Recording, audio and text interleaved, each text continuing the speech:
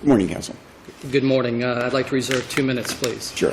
My name is Tim Hinkle. I'm co-counsel for the Appellate Estoril, and may it please the Court. Conducting a de novo review of the record in this case, this Court should hold that the trial court erred in granting summary judgment when the association failed to satisfy its burden of proof that there was no genuine issue of material fact. This Court should reverse the judgment, the award of attorney's fees, and remand so that the conflicting issues of fact can be resolved by a jury at a trial. Under Section 16.1, subsection C of the Master Covenants, which is the controlling contract document in this case, Estoril, which was considered the office lot owner under the Master Covenants, had a right to establish rules and regulations, including the right to charge reasonable use fees. Estoril had the right, which it did exercise, to charge the condominium unit owners at the Spriggle Avenue condominium for parking in Estoril's garage. Liberally construing the Master Covenants as required under Section 1.2 of the Master Covenants, the record evidence does show that Estoril did attempt to regulate conduct, to give notice of those regulations to the association, and that is all that is required. How did it do that?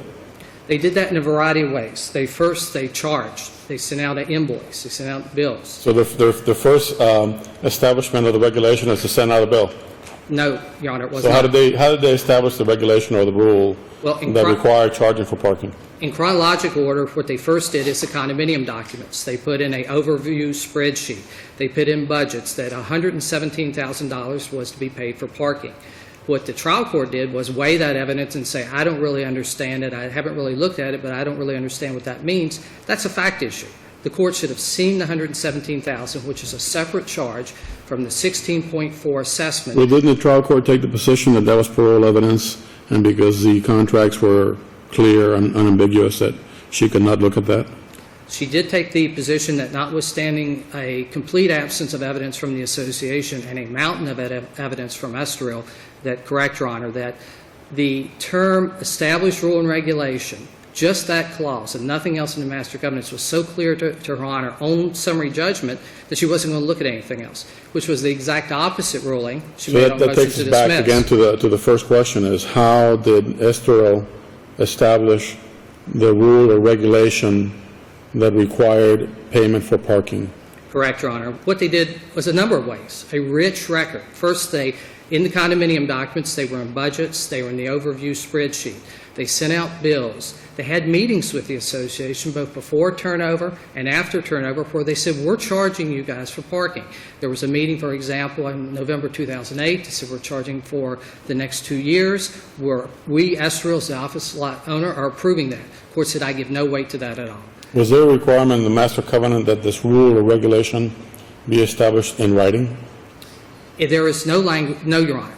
The Master Covenants does not discuss the form, does not discuss the manner. It simply has this broad, to be liberally construed language, established rules and regulations, not capitalized, not defined, where elsewhere in the Master Covenants, when we're speaking of a rule and regulation, it's capitalized. So if I were to understand your position to be that the meeting by Estoril and the condo association, during that meeting, Estoril said, we're going to charge for parking. This is how much we're going to charge for parking. If that is to be established by evidence that it was actually discussed orally or verbally, that is a rule and regulation that is established under the Master Covenant? Well, that's one of many efforts, but it was in the minutes. I always get concerned when someone tells me that there are many reasons for doing something one way or the other, because then I start thinking that they're not really sure of any of them.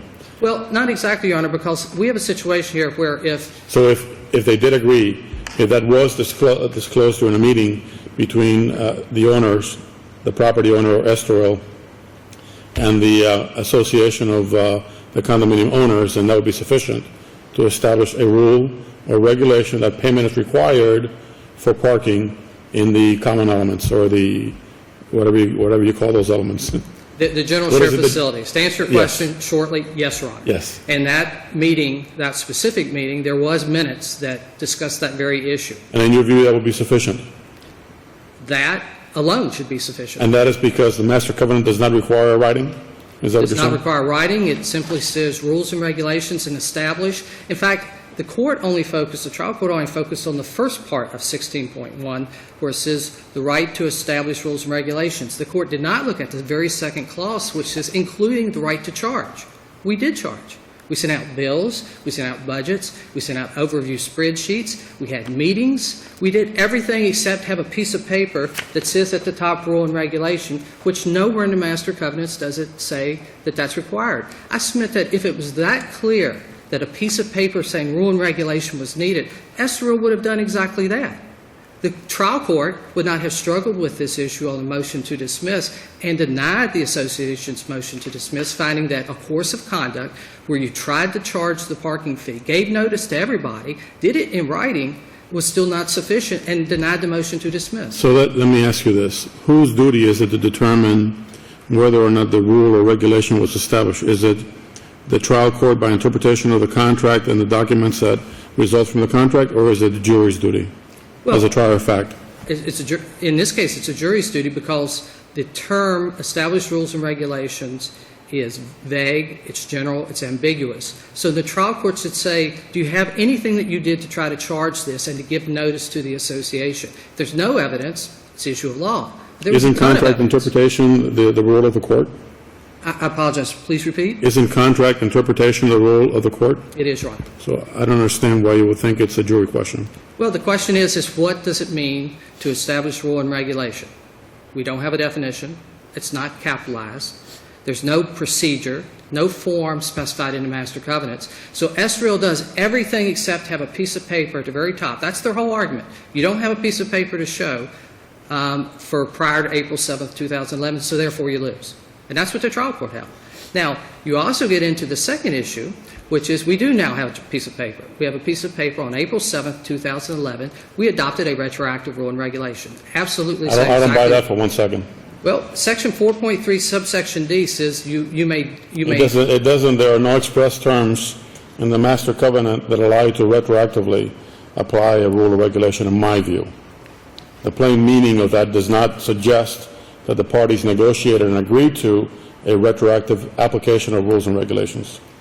I respect that, Your Honor. The language Estoril does rely on is in Section 4.3, subsection D, that says any rule and regulation so adopted by Estoril shall apply as if originally set forth in the master covenants.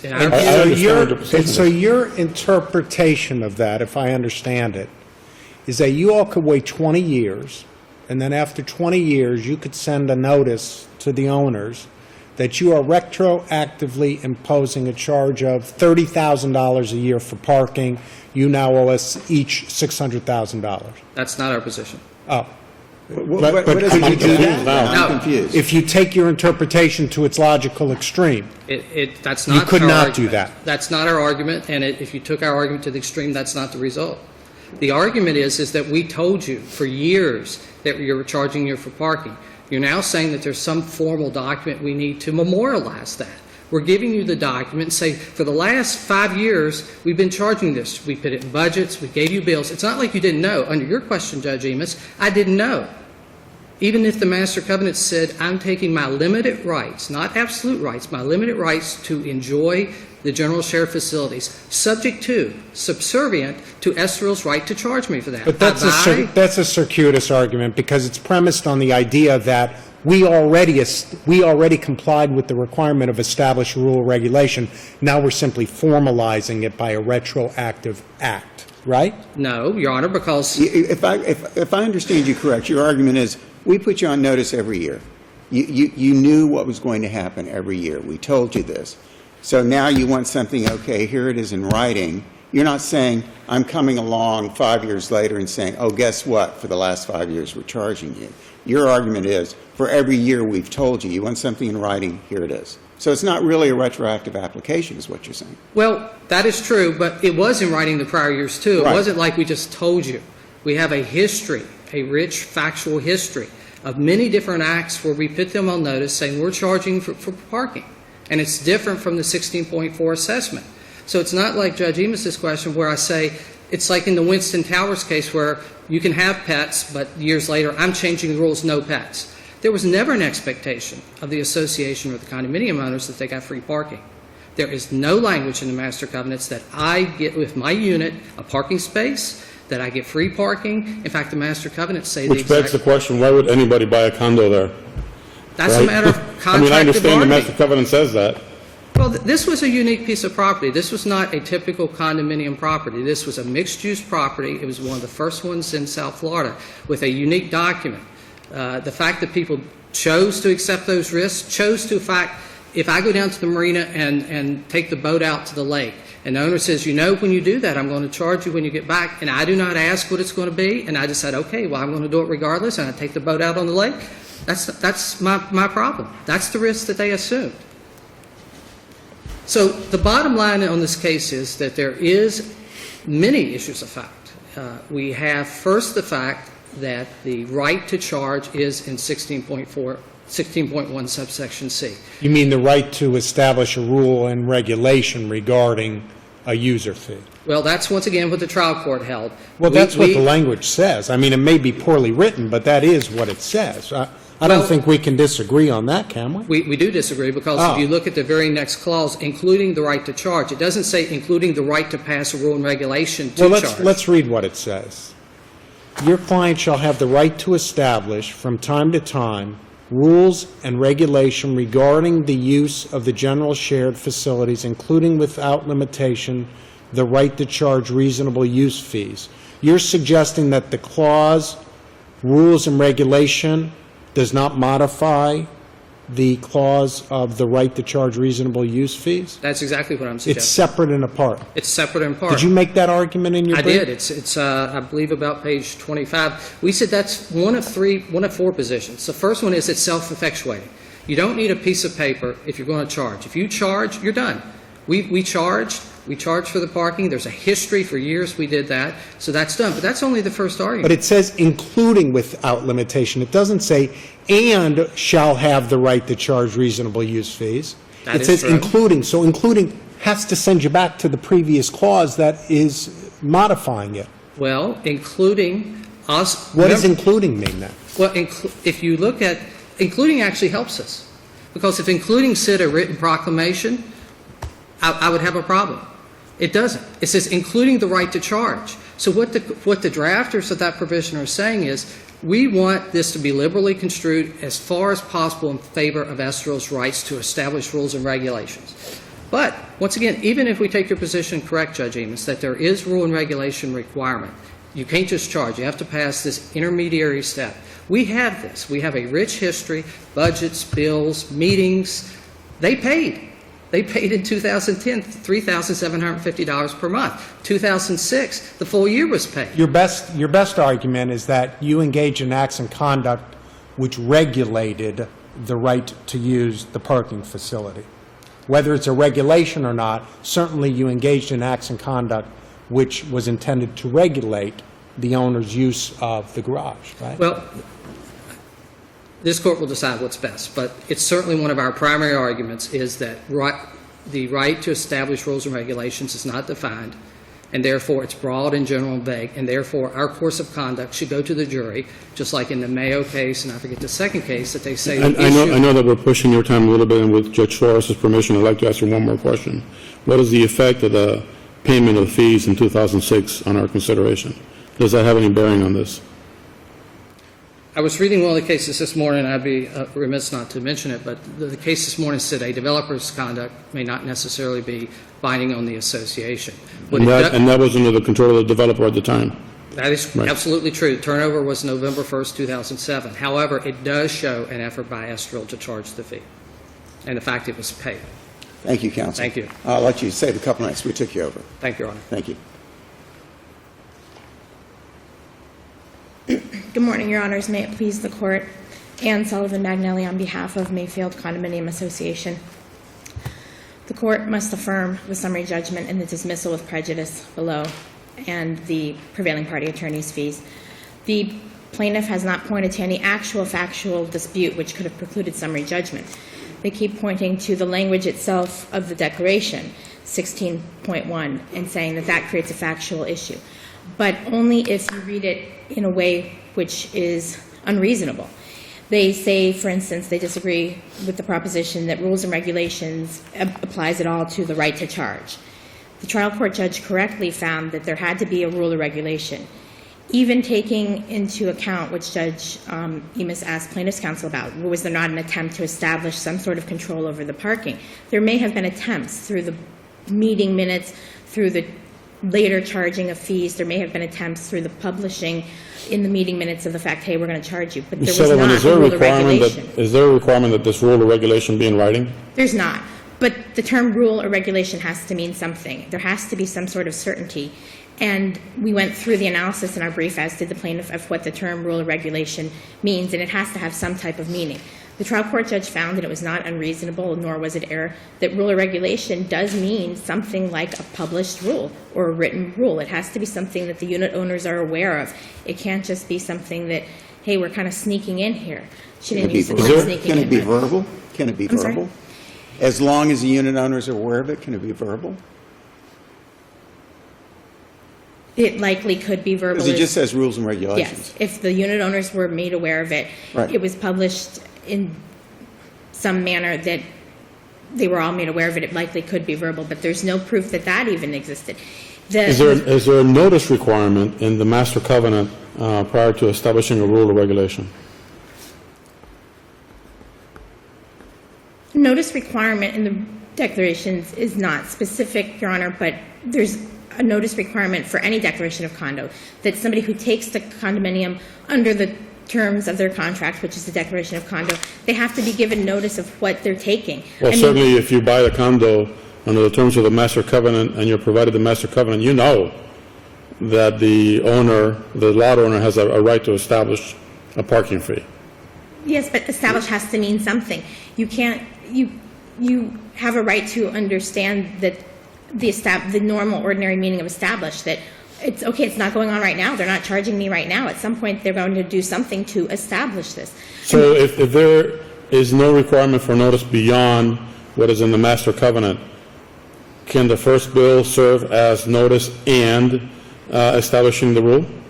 Well, Your Honor, I don't know that there's no right to notice beyond what's in the master covenant. I mean, there's also that which is implied by the law, like this court's decision in the Winston Towers case, for instance, which I know has to do with retroactivity, but that implicit in that decision is that when you take a condominium unit, you have a right to know what you're agreeing to. So I don't know that there's only the right to notice that's implied in the master covenant.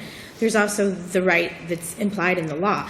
But can your first notice be the charge? I don't believe so, Your Honor. I think there has to be something publishing the fact that there's going to be a charge. So then let's say that the first notice itself may be notice of a charge coming, so the first bill really doesn't count. But what about the second bill? Now, they've already got notice that the lot owner intends to charge, and they're establishing a procedure for charging. Well, that assumes a lot of things, Your Honor. That assumes that, do you mean the notice of like, I'm sorry. The notice that you owe me $105,000 or whatever the amount or is. something. Well, what in that notice would imply to them that this was going to be monthly? Would it say this is going to be a monthly thing now on the bill itself? I don't know. I don't know what the documents showed, but the court did not consider. How about a budget, or a proposed budget, or an overview, which sets out what the parking expense is going to be?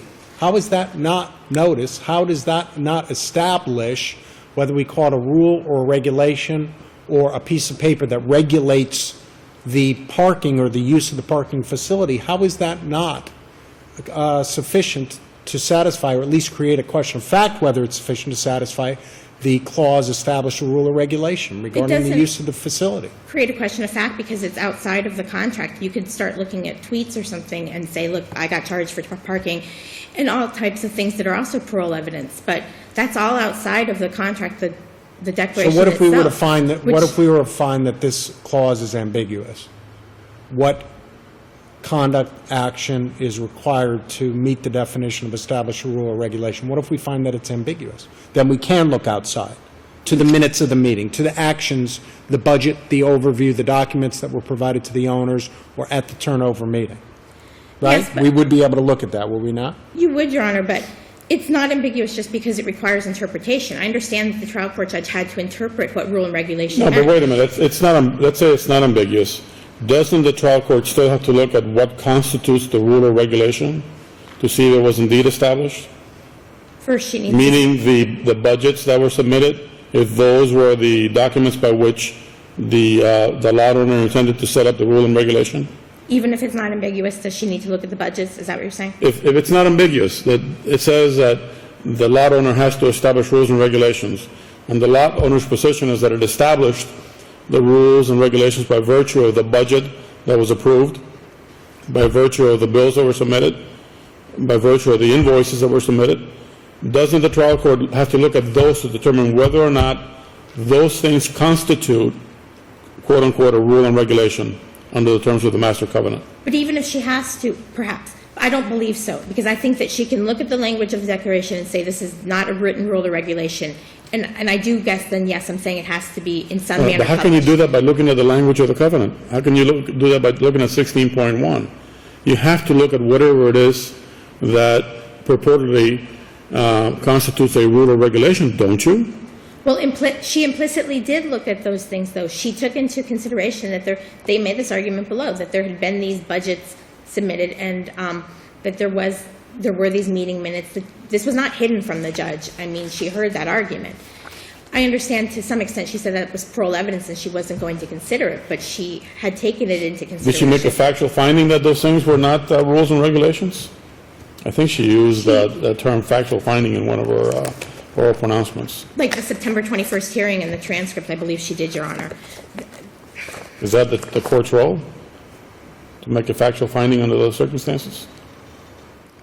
It's the court's role to interpret contracts. Do you mean under these circumstances, if you're saying Just in your to say, hypothetical you know, that it's ambiguous? as Judge Enos said, the budgets that were submitted, invoices, whatever was submitted, to say those things don't constitute the rule and regulation that's contemplated by the master covenant. Is that a factual finding, or is that a finding of law by the trial court, an interpretation of the contract?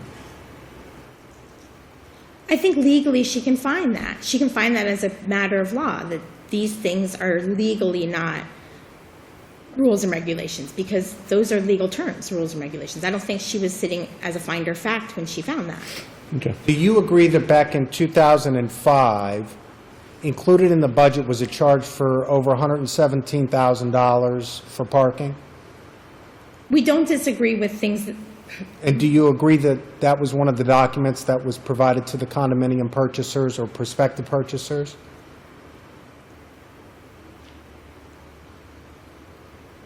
the budget from 2005, Yes. that was available, yes. And an overview, a spreadsheet overview, which included that charge as well, that was available to the purchasers of the condominium. Yes, Your Honor. So as of 2005, they knew that there was a charge for parking expenses, or at least an intent to charge. That there was a budget. A budget. And prior to the turnover, there was an approval of the budgets from 2005 to 2007 for that two-year period, prior to the turnover. That When included, it was with the Master Association, that included the $117,000 parking charge, correct? before it was, yes. Before the turnover. And there was a charge for, before turnover, for 2006 parking expense for nearly $100,000, $99,000 and A change. charge, or that was budgeted? It was entitled 2006 parking expense, budget, billing, not billed a charge. budget. Do you agree with that? I don't know that, Your Honor. Do you agree that the developer paid the $99,000 before the turnover for that 2006 parking expense? Yes. And on the date of the turnover, Estoril billed the association for garage expenses for a period of 2007, from January to October, the 9 or 10 months before turnover, charged a prorated portion of $73,000? Yes, Your Honor. But none of that necessarily establishes for those people who are living in the residential portion, the Mayfield residential portion, who took their residential condos under the declarations and under the master covenant, which does not say there's this parking fee. None of that really establishes notice to them, or that there was... Where does it say that they have to receive notice? Where does it say in paragraph 16? It doesn't say that in paragraph 16. Well, the master covenant itself is notice, isn't it? That they're going to eventually be responsible for this charge? That there is in the future the ability for Estoril to establish a rule and regulation that will make them responsible for this charge. I disagree that it says you are responsible for this charge. Okay. And for that reason, I believe that the trial court correctly entered summary judgment and dismissed with prejudice the second amended complaint.